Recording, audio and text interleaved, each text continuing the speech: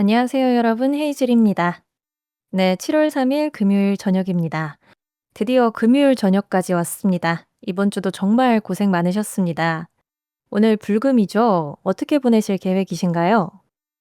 네, 안녕하세요. 오랜만에 뵙는 분들도 꽤 계시고, 처음 뵙는 분들도 계신데, 다 반갑습니다. 저는 오늘 가구 배치를 좀 바꿔봤어요. 기분 전환할 때 저한테 가장 직방인 게 가구 배치 바꾸는 거거든요. 오늘도 방 안 분위기를 좀 바꿔보고 싶어서 괜히 책상 방향도 좀 돌려보고 의자 위치도 옮겨보고 작은 수납장도 이쪽 저쪽 밀어봤습니다. 근데 처음에는 금방 끝나겠지 했는데 하다 보니까 땀이 뻘뻘 나더라고요. 가구 하나 옮겼는데 갑자기 대청소가 되고 대청소하다 보니까 안 보이던 먼지도 보이고 또 먼지 보다 보니까 괜히 뭐 메모까지 인생까지 약간 정리해야 될 것 같은 그런 기분이 들었습니다.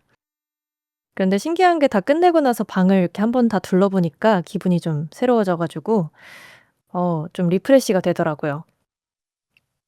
여러분은 기분 전환하실 때 뭐 하시나요? 벌써 금요일이죠. 시간이 진짜 빠릅니다. 여러분 답변 기다리는 동안 금요일 저녁 방 정리하듯이 시장 흐름도 하나씩 다시 정리해 보겠습니다. 오늘 아침에 출발은 무겁겠지만 어제만큼의 강도는 아닐 거라고 말씀드렸죠. 실제로 출발은 무거웠습니다. 코스피가 장 초반 3% 넘게 밀렸거든요.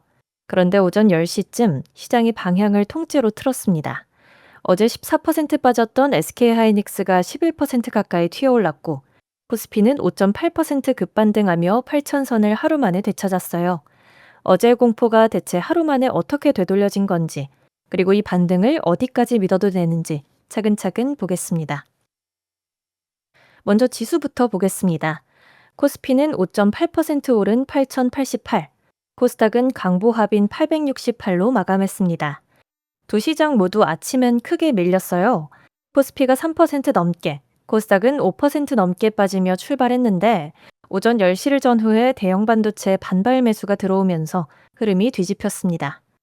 그럼 누가 샀느냐? 오늘 반등의 주인은 기관이었습니다. 기관 중에서도 증권사들이 자기 자금으로 운용하는 금융투자 계정이 3조 4천억, 자산운용사 쪽인 투신이 1조 2천억을 사들이며 반등을 주도했어요. 매수는 SK하이닉스, 삼성전자, 삼성전자 우선주, KB금융, 현대차 같은 시가총액 상위에 집중됐고요. 반면 외국인은 오늘도 현물을 팔았습니다. 이걸로 10일 거래일 연속 순매도예요. 다만 눈여겨볼 게 하나 있는데 현물은 팔면서 코스피 200 선물은 샀다는 겁니다. 선물을 산다는 건 하락에 걸었던 베팅을 거두거나 반등에 올라탄다는 뜻이라 방향 전환의 예고편일 수 있어요. 코스닥이 강보합에 그친 데엔 이유가 있습니다. 오늘 수급이 온통 코스피 대형주로 쏠렸거든요. 여기서 상징적인 숫자가 하나 있는데요. 코스닥 시장 전체 하루 거래 대금이 약 7조였는데 삼성전자와 SK하이닉스 딱 두 종목을 두 배로 따라가는 단일 종목 레버리지 ETF의 거래 대금만 10조가 넘었습니다. 한 종목을 두 배로 추종하도록 설계된 상품의 거래량이 코스닥 시장 전체보다 컸다는 거죠. 오늘 장이 얼마나 두 종목 중심으로 돌았는지 이만큼 잘 보여주는 숫자도 없을 것 같습니다. 그럼 그 삼성전자와 하이닉스 두 종목이 왜 올랐는지를 보겠습니다. 호재가 여럿 겹쳤다고 할 수 있는데요. 먼저 밤사이 분위기가 달라졌습니다. 목요일 미국 정규장에서 매물이는 차익 실현이 이어졌지만 시간의 거래에선 올랐어요. 그리고 월가가 어제의 공포를 조목조목 반박하고 나섰습니다.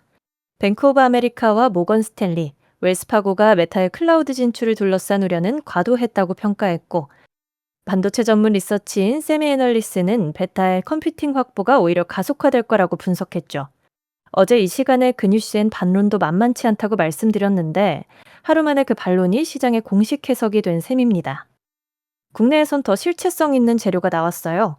삼성전자가 3분기 범용 디램 값을 전분기보다 최대 20% 올리는 방안을 고객사와 협상 중이라는 보도였습니다. 그제 시장을 흔든 게 디램 수출 가격의 상승세가 둔화되었다는 거였는데 그 우려를 불식시키는 소식이 나온 거죠. 물론 고객사들이 이 인상을 전부 수용할지는 미지수고 관철되면 기기값 부담이라는 오래된 걱정도 다시 자랄 수 있습니다. 여기에 CT가 급락 당일이었던 그저께 오히려 삼성전자 목표가를 46만 원에서 53만 원으로 올렸다는 점도 재조명됐어요. 메모리 펀더멘털은 오히려 강해지고 있고 최근 하락은 기술적 조정이라는 것이 CT의 논리였습니다. 바다 건너 일본도 비슷한 그림이었어요. 일본의 낸드 메모리 회사 키옥시아가 오늘 12% 가까이 급락하며 출발해서 장중 한때 도요타의 시가총액 1위 자리를 내주기까지 했는데 저가 매수가 몰리며 장중 저점 대비 25%나 반등했습니다. 한국과 일본의 메모리가 어제는 같이 무너지고 오늘은 같은 시간에 같이 돌아선 거예요. 메모리에서 일어났던 공포와 회복이 한국만의 일이 아니라 글로벌 메모리 전체 차원에 영향을 주었다는 뜻입니다. 다만 반도체 안에서도 온기는 고르지 않았습니다. HPSP가 11%, 인텍플러스가 13%, 한미반도체가 6% 오르는 등 일부 장비주는 저가 매수에 반등했지만 주성 엔지니어링은 15% 급락했고 이수페타시스도 8% 밀렸어요. 대형주가 살아나는 동안 소부장 상당수는 차익 실현이 이어졌고 이게 코스닥이 체감상 부진했던 원인이기도 합니다. 한편 삼성전기는 AI 데이터 센터 서버용 패키지 기판과 MLCC에 약 15조 원을 투자하는 중장기 계획을 공시하며 3.3% 올랐는데요. 지난주 MLCC 수주로 시작된 스토리가 회사의 공식 투자 계획으로 이어진 셈이죠. 반도체 다음으로 오늘 시장을 바친 건 금융이었습니다. 특히 증권주가 셌어요. 삼성증권이 10%, NH투자증권이 8.5%, 키움증권이 8% 오르는 등 업종 전반이 급등했습니다. 요 며칠 시장이 요동치며 거래대금이 폭발한 게 증권사엔 그대로 수수료 수익이라는 점이 영향을 준 것으로 보이고요.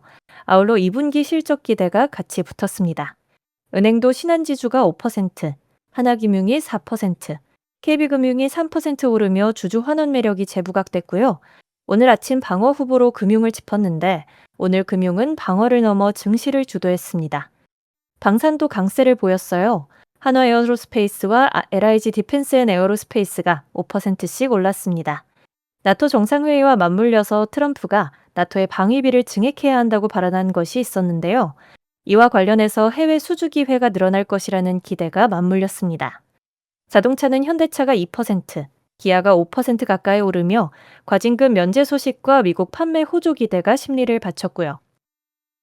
그리고 헬스케어에서 눈에 띄는 게 있었습니다. 셀트리온이 2분기 잠정 매출과 영업이익을 시장 기대 위로 내놓으면서 4% 올랐어요. 실적이 확인되는 곳은 이 변동성 속에서도 산다는 거죠. 화장품은 한국콜마가 3.6%, 아모레퍼시픽이 1.5% 오른 반면 APR과 달바글로벌은 5%씩 빠지며 종목별로 갈렸습니다. 반대쪽도 있었습니다. 전력기기와 전선, 신재생이 오늘 밀렸어요. LS일렉트릭이 3%, 효성중공업이 3%, 산일전기가 7%, 하나솔루션이 6% 넘게 빠졌습니다. AI 데이터 센터 전력 수요 이야기도 반도체 클러스터 전력을 위해 원전 활용을 검토한다는 정부발 뉴스도 이어졌고 영남권 270조 투자 보고회까지 있었지만 오늘은 그런 호재보다 차익 실현이 우선이었어요. 간밤 미국에서 수소 연료 전지가 메타발 우려에 밀렸잖아요. 그 흐름이 한국으로도 이어졌다고 할 수 있겠습니다. 데이터 센터 투자에 물음표가 붙자 거기에 전기를 공급하는 테마도 며칠째 같이 숨을 고른다고 볼 수 있겠고요. 코스닥에선 소부장과 함께 엔터도 약세를 보였습니다. 그리고 오늘 하루의 성격을 가장 잘 말해주는 숫자를 하나 소개하면 52주 신고가 종목이 하나도 없었습니다. 코스피가 5.8% 급등한 날인데도요. 그러니까 최근의 급락을 되돌리는 힘이 강했다. 그렇게 이해할 수 있겠습니다. 매크로에선 환율이 오늘의 또 다른 주인공이었습니다. 원달러 환율이 1525.6원으로 마감했는데 장 초반 1540원대에서 30원 넘게 급락한 거예요. 간밤 달러 약세에 더해 외환 당국이 개입한 걸로 추정되는 물량이 들어왔습니다. 여기에 시티는 원달러가 3개월 안에 1,500원까지 내려올 수 있다고 전망했습니다. 외환 시장 안정화 조치에 반도체 수출 호조가 원화를 받칠 거라는 논리인데요. 흥미로운 분석도 하나 곁들여졌어요. 6월에 당국 개입이 있었는데도 외환 보유고가 오히려 늘었는데 이게 국민연금이 해외 자산의 환위험을 해지하는 선물환 기약을 팔면서 시장에 달러 공급 효과를 냈기 때문이라는 겁니다. 당국 혼자가 아니라 연기금까지 환율 방어에 가세한 그림이라는 거죠. 다만 외국인의 주식 현물 매도가 이어지는 한 환율 하락이 곧장 안착이라고 보긴 이르고 추이를 지켜봐야 합니다. 채권은 미국 10년물이 4.47% 부근에서 움직였고 어제 고용 둔화의 여파로 단기금리 하락 압력이 이어졌어요. 국내에서도 외국인이 국채 선물을 사들이며 3년물 금리가 내렸고요. 원자재는 WTI가 68달러대에서 등락했는데 미 이란 협상 진전에 시티는 브렌트유가 연말 60달러까지 내릴 수 있다는 전망도 내놨습니다. 금은 4,132달러 부근으로 간밤 상승 흐름을 이어갔고요. 오늘 하루를 정리하면 어제 급락을 만들었던 수요 우려가 하루 만에 과도했다는 판정을 받으며 코스피가 8,000선을 되찾은 날이었습니다. 다만 오늘 상승을 만든 건 국내 기관과 레버리지 수급이었고 외국인은 11일자 현물을 팔았으며 신고가 종목은 하나도 없었습니다. 그럼 다음 주 뭘 봐야 할까요? 단연 화요일입니다. 삼성전자의 2분기 잠정 실적이 나오는데 오늘 반등의 근거였던 디램 20% 인상 협상, 급락일의 목표가 상향, 펀더멘털이 오히려 강해지고 있다는 주장이 전부 실적이 증명해 줄 것이라는 기대를 전제로 하고 있거든요. 하이닉스와 마이크론 같은 메모리 밸류체인 전체가 이 숫자에 민감하게 반응할 겁니다. 수요일엔 FOMC 의사록이 공개됩니다. 6월 회의에서 연준 위원들이 추가 긴축 필요성과 인플레이션 위험을 어느 수준까지 논의했는지 3주 전 회의의 속기록으로 확인하는 자리예요. 목요일은 한국 옵션 만기일이라 파생상품 만기가 몰리며 현물 수급이 출렁일 수 있고요. 그리고 환율이 개입과 연기금 효과로 굳어지는지 외국인 매도에 다시 밀리는지도 계속 볼 지점입니다. 참고로 미국은 오늘 밤 독립기념일로 휴장입니다. 자, 오늘 한국장 이야기는 이쯤에서 매듭 짓겠습니다. 이제 마음 편하게 벨리 스페이스 다이브로 건너가 볼게요. 네, 불금이죠. 드디어 금요일 저녁까지 왔습니다. 이번 주도 정말 고생 많으셨습니다.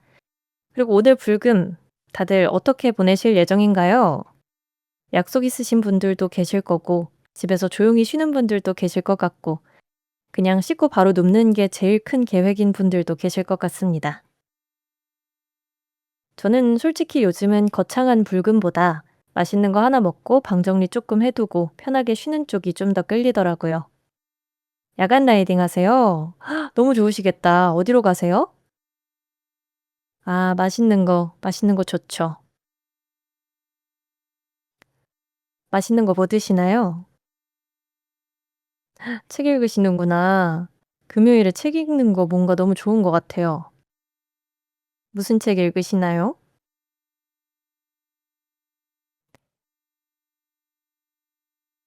와, 치킨 배달시켜 놓고 퇴근 너무 고능하신 거 아닌가요? 저는 주말 계획을 제가 잘 안 세우는 편인데 왜냐면 평일에 계획을 너무 세우다 보니까 주말은 그냥 흘러가는 대로 지내는 것 같습니다. 아직 계획은 없어요. 아마 집콕을 하거나 아니면 친구들 약속 한번 나가 볼까 생각 중입니다. 아, 신호와 소음이라는 책 읽으시는구나. 이따 한번 검색해 볼게요. 아, 나루공원. 아, 제가 부산은 잘 몰라 가지고 근데 광안리 사람 많은 건 잘 압니다. 유유자적. 맞습니다. 유유자적. 너무 좋죠, 유유자적. 라이딩 조심히 하고 오세요. 네, 날씨가 꽤 좋은 것 같아요. 장마가 시작됐다고 하는데 비가 막 그렇게 오지도 않고 이럴 때 산책하면 좋죠. 여러분 말씀 들으니까 저도 약간 산책하고 싶어지네요.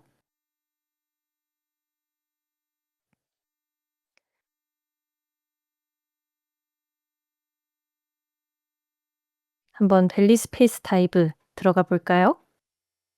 금요일이라 그런지 마음이 좀 놓이네요. 오늘도 벨리에서 두 편 골라왔는데요. 서두를 것 없으니까 첫 글부터 찬찬히 가보겠습니다. 먼저 마론백님의 글입니다. 제목이 금융 힙스터를 위한 변명인데요. 긴 에세이인데 이야기가 중학교 2학년 가을 축제에서 시작해요. 마론백님이 강당 뒤 복도에서 코스프레를 하고 있는 친구들을 봤대요. 오타쿠 친구들이죠. 가발 쓰고 종이로 만든 무기 들고 저희끼리 즐거워하고 있었다는 거예요. 누굴 괴롭힌 것도 아닌데 그 광경 앞에서 이상하게 불편하고 욕설도 목까지 올라오더래요.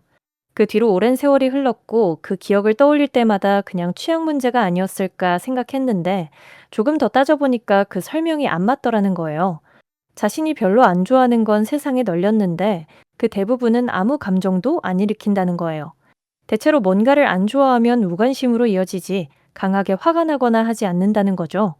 근데 하필 그 친구들을 볼 때는 반감이 강하게 들었다는 거죠. 왜 그런 감정이 들었을까? 이걸 이해하는데 20년이 걸렸대요. 마론백님이 다닌 남자 중학교엔 뭔가를 너무 좋아하는 티를 내면 안 된다는 것이 암묵적인 규칙이었대요. 그 나이대 학교에서는 또래들끼리 계급과 서열이 시시각각 가려질 정도로 살벌했다고 해요. 그래서 이런 환경에서 무언가 약점을 드러내면 교실에서 다른 친구들에게 먹잇감이 되기 쉬웠다는 겁니다. 그런데 무언가를 좋아한다는 걸 드러내면 언젠가 그게 약점이 될 수 있잖아요. 그러니까 그걸 숨기는 게 생존을 위해서는 필수적이었고 당연한 룰이었다는 거죠. 근데 그 오타쿠 친구들은 그 규칙을 정면으로 어기고도 그저 즐거워 보였다는 거죠. 그게 이해가 안 됐대요. 그래서 스스로를 돌아보시는데 사실은 마론백님한테도 무언가를 깊이 좋아하는 마음이 있었다고 해요. 그런데 자신은 그걸 억지로 참으면서 그 마음을 드러내지 못하고 있는데 쟤들은 조금도 거리낌 없이 감정과 기쁨을 드러내는 걸 보니까 불편함을 느끼셨다고 합니다. 그런데 곰곰이 생각해 보니 그 불편함의 정체는 부러움이었다는 거예요. 내가 못 누리는 자유를 쟤들은 누리고 있네? 나는 뭐 하는 거지? 이런 생각이 거부감으로 드러난 거죠. 근데 내가 지금 부러움을 느끼고 있다고 인정하는 건 속이 쓰리잖아요. 그래서 부러움을 부정하기 위한 설명을 스스로 찾은 거래요. 쟤들이 저러는 건 부러운 게 아니라 한심한 거다. 이렇게 남들의 즐거움을 신포도 취급하면 자신의 부러움을 인정하지 않아도 되니까요. 그러니까 그날 마론백님이 느꼈던 반감은 그 친구들이 문제였던 게 아니라 그 친구들처럼 솔직할 수 없었던 자신을 향한 방어기제였다는 거죠. 그런데 다행히 세상엔 좋아해도 되는 것들이 있었대요. 문학이랑 철학이요. 이것들을 좋아한다고 해도 아무도 약점을 잡지 않고 얕보지 않고 오히려 존중을 받았더라는 거예요. 무언가 좋아하는 것에 몰두하며 즐긴다는 점에서는 어릴 때 보았던 오타쿠 친구들과 사실 별로 다를 게 없는데 세상이 한쪽엔 오타쿠, 다른 쪽엔 교양이라는 값을 매겼을 뿐이라는 거죠. 근데 교양은 돈이 안 되잖아요. 그래서 투자 공부를 시작했는데 생각보다 재밌었다고 하세요. 그리고 오타쿠가 아니라 투자자로 대접을 받는데 그게 또 좋으셨다는 거예요. 이제는 내가 좋아하는 걸 서슴없이 드러내도 놀림받을 일이 없겠구나. 그러다 장이 달아올랐죠. 반도체를 필두로 지수가 몇 곱절씩 뛰고 모두가 그 몇 종목만 이야기할 때 마론백님이랑 주변 몇몇은 오히려 비중을 줄이고 소외주를 뒤적였대요. 그랬더니 어느 순간 이름이 붙더라는 거예요. 힙스터. 금융 힙스터. 부자 되려고 한 것도 아니고 그냥 재밌어서 한 건데 장이 뜨거워지니까 그 즐거움이 조롱거리가 된 거죠. 어릴 때 학창 시절처럼 또다시 좋아하는 걸 드러내니까 놀림감이 되었다는 거예요. 그래서 마름백님 나름대로 변명을 써보기 위해서 이 글을 쓰셨다고 하는데요. 마름백님 말씀으로는 힙스터를 향한 혐의가 네 가지래요. 하나는 반대를 위한 반대. 남들과 다르다는 게 정체성이 되면 뭔가가 인기를 얻는 그 순간 흥미를 잃는데요. 겉으론 줏대 같은데 실은 대중을 확인하고 그 반대로 가는 거라서 주도권을 갖고 있는 건 여전히 대중이라는 거예요. 그러니까 내가 스스로 주체적으로 어떤 종목이 싸다고 생각해서 사는 게 아니라 그저 남들이 안 산다는 이유로 산다는 거죠. 결정의 근거가 나 자신에게 있는 게 아니라 타인에게 종속되어 있는 거예요. 그 다음은 우월감인데 이게 위험한 건 손실을 보더라도 역설적으로 자부심으로 바꿔버린다고 해요. 내가 못 번 건 틀려서가 아니라 시장이 아직 내 오름을 못 알아봐서다 같은 거죠. 과시도 있어요. 나 그 종목 안 산다. 이런 말을 하는 이유가 자기 과시가 섞여 있을 수 있다는 거고요. 그런데 여기서 제일 뼈 아픈 게 바로 반골들끼리 서로 동조하는 거래요. 혼자 대세에 반대하는 건 외로우니까 반대하는 사람들끼리 모이는데 이렇게 모이는 순간 자기들이 비웃던 군중 심리와 비슷한 집단 사고에 끌려가게 된다는 거죠. 마론백님은 이 네 가지가 얼마간 자기 얘기기도 하다고 그대로 인정을 하시고요. 그 무렵에 벨리 사람들이랑 오프라인에서 만났대요. 다들 한 번씩 놀림 들어본 사람들이라 서로 위로가 되고 그래 우리는 힙스터다 하면서 잔까지 부딪혔는데요. 2차로 강남의 술집 앞에 줄을 서서 일행들을 둘러보니까 좀 이상했대요. 힙스터라면 있어야 할 냉소적인 모습은 없고 방금까지 종목 얘기로 신이 나서 상기된 사람들만 있더라는 거죠. 중학교 그 복도의 아이들이랑 딱 같은 꼴이었다는 거예요. 그걸 본 순간 이렇게 느끼셨다고 해요. 우리는 힙스터가 아니라 오타쿠였구나. 그리고 그 답이 벨리에서 실제로 하던 일에 있었다는 건데요. 여긴 수익률 인증 문화가 없잖아요. 대신 분석 대회가 있죠. 얼마 벌었나, 그러니까 결론을 비교하는 곳에선 운으로 번 사람이 실력으로 진 사람을 이기지만 왜 그렇게 판단했나 과정을 비교하는 곳에선 그럴 수가 없다는 거예요. 분석글을 쓰려면 왜 이 산업인지, 왜 이 기업인지, 왜 하필 지금인지를 자기 언어로 답해야 하는데 남들이 안 사니까요 라고 쓸 수가 없잖아요. 그러니까 그저 반대를 위한 반대만 일삼는 힙스터들은 이런 구조에서 살아남을 수가 없다는 거예요. 힙스터라고 놀림받던 사람들이 모인 곳이 정작 힙스터가 되는 걸 막게끔 설계되어 있다는 거죠. 이 뒤로도 시장과 시선, 그리고 최근에 화제가 되고 있는 리센느 이야기도 나오는데요. 글이 엄청 길어요. 그래서 그 대목들은 직접 읽어보시는 게 좋을 것 같습니다. 왜 사람이 남들과 반대로 가는지 저도 뭔가를 솔직하게 좋아한다고 말할 때 괜히 목소리가 작아질 때가 있어서 좀 뜨끔하기도 했네요. 두 번째는 고긴스님의 글입니다. 제목이 메타발 메모리 주식 하락, 정말 큰 악재일까인데요. 요 며칠 시장을 흔든 뉴스를 바로 뜯어본 글이에요. 같은 주에 정반대로 보이는 뉴스가 두 개 나왔잖아요. 메타는 남는 AI 컴퓨팅을 팔겠다고 하고 구글은 컴퓨팅이 모자라서 메타의 접근을 제한했다는 거요. 하나는 공급 과잉 신호 같고 하나는 공급 부족 신호 같은데 이게 같은 주에 나온 게 아이러니하다. 시장 반응은 즉각적이었어요. 메타 주가는 하루에 10% 넘게 뛰었고 반대로 그동안 메타한테 컴퓨팅을 빌려주면서 크던 회사들은 10%대로 급락했대요. 근데 정작 가장 크게 흔들린 건 메모리 주식이었다는 거예요. 마이크론이나 삼성전자, 하이닉스 같은 메모리 쪽 낙폭이 다른 반도체보다 훨씬 컸다는 거죠. 자, 메타가 컴퓨팅에 남는다고 하니까 이런 생각이 들잖아요. 아, 빅테크 AI 투자도 이제 정점 찍고 꺾이는 건가? 그럼 메모리도 끝물인가? 근데 고긴 스님이 이걸 하나씩 뜯어보는데요. 일단 가장 최근 실적 발표까지만 보면 메타는 축소랑은 거리가 멀었대요. 올해 설비 투자 계획을 오히려 우리 돈으로 200조 원 가까이까지 올려잡았고 그 이후로 메모리 값 상승을 직접 꼽았을 정도예요. 저커버그도 더 고도화된 모델을 이미 학습 중이라고 했고요. 그리고 이 뉴스가 양날의 검이라는 게 재밌는 대목인데요. 남는 걸 팔 수 있다고 하면 저 어마어마한 투자금의 성격이 순수 비용에서 잠재 매출원으로 바뀌니까 메타 주가엔 단기 호재였어요. 근데 뒤집어 보면 자기네 AI 제품이 정말 잘 나가고 있으면 애초에 남는다는 말이 나올 리가 없잖아요. 팔 여유가 있다는 논리랑 우리가 다 쓰고도 모자란다는 논리는 양립하기가 어려우니까요. 그러니까 이 한마디가 주가는 방어해주면서 동시에 메타의 AI 경쟁력에 대한 의심은 키우는 거죠. 월가에서도 해석이 갈렸다는데요.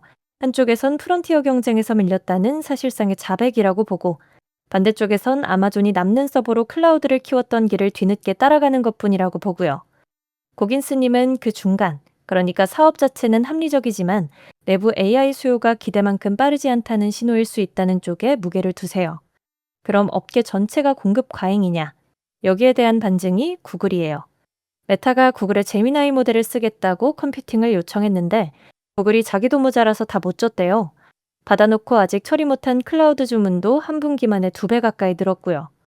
심지어 스페이스X랑 단연 계약을 맺고 다달이 우리 돈으로 1조 3천억 원쯤 내면서 엔비디아 칩 11만 개 분량의 컴퓨팅을 빌리기로 했대요. 공급이 남아돌면 아무도 이 돈 주고 급하게 빌리지 않겠죠.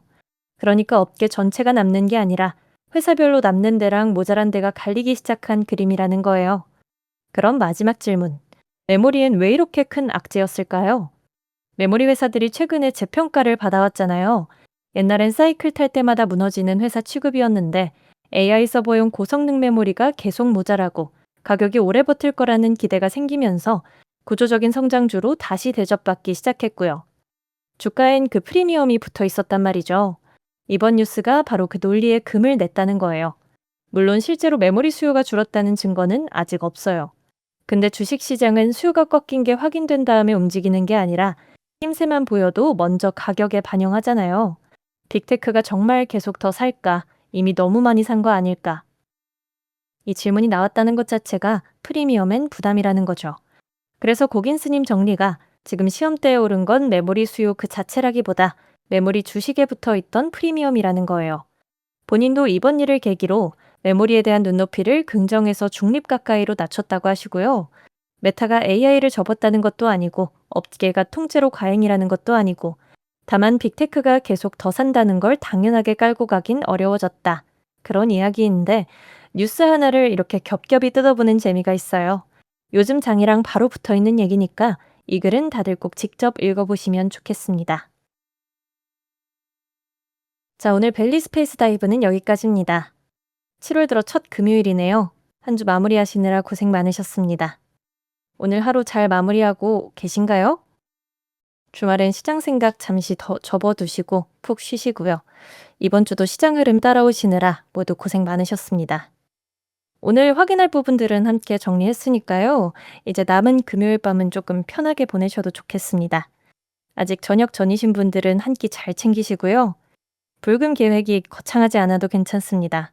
맛있는 거 하나, 편하게 쉬는 거 하나면 충분한 밤일 수 있으니까요.